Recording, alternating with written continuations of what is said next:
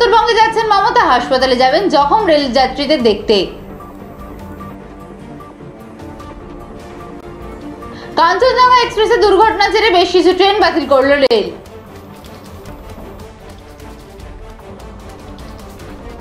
Short circuit থেকে দাউ দাউ করে আগুন উত্তরপ্রদেশের সিনেমা হলে।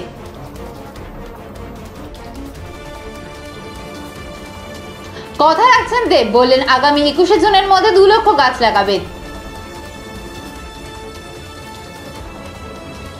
বুকে অস্বস্তি নিয়ে দক্ষিণ কলকাতার হাসপাতালে ভর্তি প্রবীণ অভিনেত্রী সন্ধ্যা রায়। ঈদের দিনে প্রতিবেশী হাসিনাকে শুভেচ্ছা বার্তা মোদির। রেলে এখন যাত্রী নিরাপত্তা বলতে কিছু নেই, ভোটে জিততে ব্যস্ত থাকে কেন্দ্রীয় সরকার। রেল দুর্ঘটনা নিয়েও রাজনৈতিক সমালোচনা।